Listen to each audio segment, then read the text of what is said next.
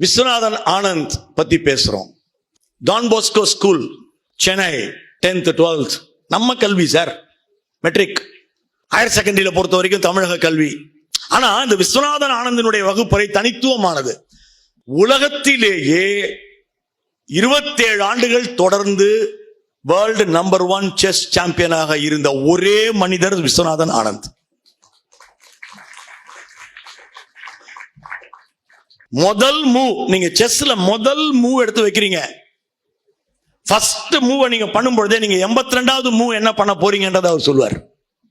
அவ்வளவு தரோவா செஸ்ல அவர் எப்படி ஆனார், ஸ்கூலா சொல்லி கொடுக்கும்.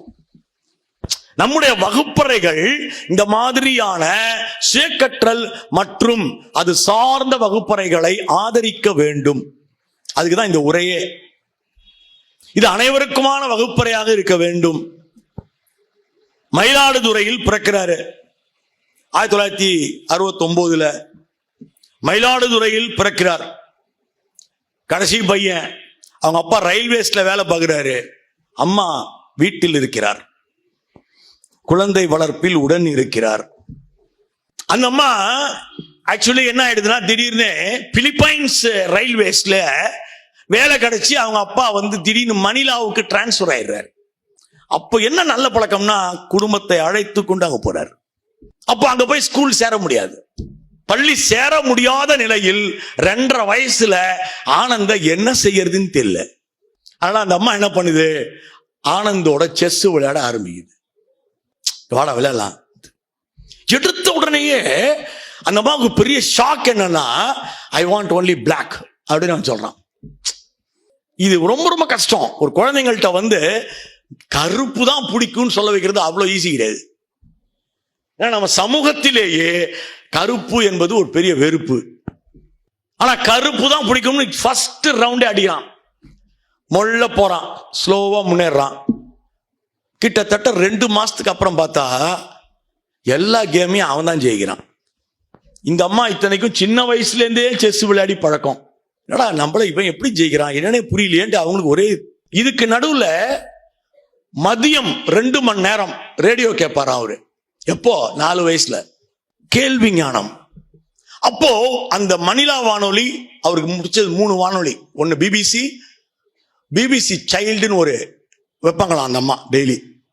2வது மணிலா வானொலி. மணிலா வானொலியில் என்ன பண்ணுவாங்களா, மத்தியானம் 1:30 3 வரைக்கும் பசில்ஸ், மேக்ஸ், அந்த விடுகதைகள் சொல்லப்படும்.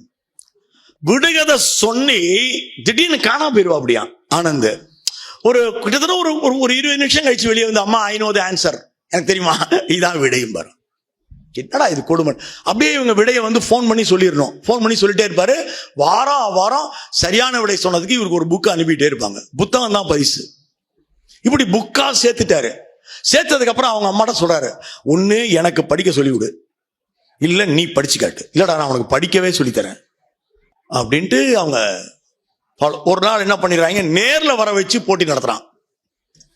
நேர்ல வர வச்சு போட்டி நடத்தும் பொழுதுதான் இவங்க கவனிக்கிறாங்க, ஆனந்த் தன் கையில் ஒரு நோட்டை எடுத்துக் கொள்கிறார். சார் படிக்கவே தெரியாது, இப்பதான் பழகிறாரு. ஆனால் தன் நோட்ல செஸ்ஸ வரைந்து இந்த மூவ் இங்க, இந்த மூவ் இங்க ஆரோ மார்க் போட்டு அந்த மூவை பூரா பதிவு பண்றான். நோட் மேக்கிங் வகுப்பறை, இதுதான் விஸ்வநாதன் ஆனந்தின் வகுப்பறை. நம்ம டீகோடிங் பண்ணணும். விஸ்வநாதன் ஆனந்த எப்படி ஜெயிச்சான், நோட் மேக்கிங் வகுப்பறை. அப்பதான் கவனிக்கிறாங்க, ஓ இப்படி இருக்காடா அவன்டன், நான் இந்த நோட் இல்லாம என்னால் வர முடியாதுன்றான். அங்க போய் நேரில் உட்காந்தா எல்லா இதுக்கும் பதில் சொல்லிட்டான். கொஞ்ச நேரம் கழிச்சு ஆனந்த் மட்டும் பதில் சொல்லக்கூடாது, இது மற்றவங்களுக்கான கேள்வி அப்படின்னு 5 கேள்வி கேட்கிறாங்க. அங்க போய் நின்று எந்த புக் வேணுமோ எடுத்துக்க, இது எல்லாமே நீங்க ஒவ்வொரு காப்பி எனக்கு அனுப்பிட்டீங்க, இந்த புக்கெல்லாம் என்கிட்ட இருக்கு, ஏதாவது புதுசா புக் இருக்கான்னு கேட்கிறான். இதெல்லாம் ஆனந்தின் ஆச்சரியங்கள், வெளியில் தெரியாத ஆச்சரியங்கள். எ கிராண்ட் மாஸ்டர்ஸ் ஸ்டோரின்னு அவருடைய அந்த சுயசரிதை புத்தகம் 600 பக்கம். அதுல உள்ள போனா இவ்வளவு புதையல் இருக்கு, இவ்வளவு புதையல் இருக்கு. வாசிப்பின் மூலம் தான் நான் தெரிஞ்சுக்கிட்டேன். நான் ஆனந்த் கூட வாழ முடியும். 3 முறை அவரை சந்தித்திருக்கிறேன். இன்றைக்கு நம்முடைய தமிழகத்தின் கல்விக் கொள்கையை வடிவமைப்பவர்களில் ஒருவராக இருக்கிறார். அங்கே அவரை நான் சந்தித்திருக்கிறேன், அங்கே அவரோடு பேசி இருக்கிறேன். அப்போ மணிலா முடிஞ்சு போச்சு, சென்னை திரும்பி வராங்க. டான் பாஸ்கோல போய் சேர்த்து விடுறாங்க. டான் பாஸ்கோ பள்ளி அவருக்கு ஒரு சின்ன டெஸ்ட் வச்சு அவர் டைரக்டா 3rd அல்லது 4th சேரலாங்கிறாங்க. அவங்க அம்மா 3rdலயே சேருங்கிறாங்க. நான் 2nd ஸ்டாண்டர்ட்ல இருந்து தான் படிப்பேங்கிறாரு. அவருக்கு ஏதோ ஒரு விருப்பம். ஆனால் 2nd ஸ்டாண்டர்ட் படிக்கிற மாணவர் அந்த ஸ்கூல்ல 12th வரைக்கும் வாத்தியார்ல இருந்து ஒரு ஆள் விடாம எல்லாரையும் செஸ்ல முதல்ல பீட் பண்றான். அதாவது டான் பாஸ்கோ ஸ்கூல்ல ஒரு குறிப்பிட்ட நாட்களுக்கு அப்புறம் அந்த பிரின்சிபல் என்ன பண்றாரு, இவன் வெறும் செஸ் தான் விளையாடிட்டு இருக்கான், படிப்புல படு ஒஸ்ட். ஏங்க புக் எடுத்து படிக்க வேணாம், என்னங்க இப்படி பண்றீங்க நீங்க? எப்போ சொல்லுவாரு நினைக்கிறீங்க? 11th 12th 10th பப்ளிக் பரீட்சைன்னு ஒண்ணு இருக்குல்ல. அப்போ அவர் கூப்பிட்டு விஸ்வநாத ஆனந்த் உட்காந்துருக்காரு, பக்கத்துல அவங்க அம்மா உட்காந்துருக்காங்க, அவங்க அப்பா நிக்கிறார், பிரின்சிபல் ரூம்ல நிக்கிறார். ஏங்க கொஞ்சமாவது படிக்கணுமா இல்லையா? இல்லை தம்பி, வேணா நீங்கள் அடுத்த வருஷம் எழுதுறீங்களா? ஏன்னா ஃபெயில் ஆனால் அது பேப்பர்லலாம் போடுவான், நீங்கள் வேற ஃபேமஸ்ஸு. அப்போது விஸ்வநாதன் ஆனந்த் அந்த இடத்துல எழுதுகிறார். என்ன அற்புதமான ஒரு எழுத்து. ஒரு மருத்துவமனை இருக்கிறது என்று வைத்துக் கொள்வோம். அவர் எழுதுறார், நோயாளிகளை எல்லாம் வலுக்கட்டாயமாக வெளியேற்றிவிட்டு ஆரோக்கியமானவர்களை மட்டுமே வைத்துக் கொண்டு நடக்கும் ஒரு மருத்துவமனை சாத்தியமா? ஏன் பள்ளிக்கூடங்கள் அப்படி ஆகிவிட்டன என்று எழுதுகின்றார். படிக்க தெரியாதவர்களை எல்லாம் வெளியில் அனுப்பிவிட்டு படித்தவர்களை மட்டும் வைத்துக்கொண்டு நாங்கள் 10% ரிசல்ட் வாங்குறோம் என்று சொல்லுகின்ற பள்ளிக்கூடங்களும் இப்படிப்பட்ட மோசமான மருத்துவமனைகளும் ஒன்றுதான் என்று எழுதுகின்ற ஒரு மாமனிதராக நாம் விஸ்வநாதன் ஆனந்தை பார்க்கிறோம். வேற எதுக்குடா ஸ்கூல் வச்சிருக்கீங்க? யாருக்கான வகுப்பறை இது? யாருக்கான பள்ளி இது? என்ன முக்கியமான ஒரு கேள்வி. இந்த கேள்வி விஸ்வநாதன் ஆனந்தின் வாழ்க்கை முழுவதும் எதிரொலிக்கிறது. வாழ்க்கை முழுவதும் எதிரொலிக்கிறது. இந்த note making method John Locke என்கின்ற ஒரு மாமனிதர் கண்டுபிடித்தது. அவன் கையில எப்பவுமே ஒரு நோட் புக் வச்சிருக்கான், சின்னதா ஒரு நோட் புக். எதிராளி என்ன மூவ் பண்ணாலும் அதுல குறிக்கிறான், ஃபுல் கேமையும் குறிக்கிறான், வீட்டுக்கு எடுத்துட்டு போறான். அந்த நோட் மேக்கிங் தான் எடுத்த நோட்ஸ் ஃபுல்லா படிக்கிறான்.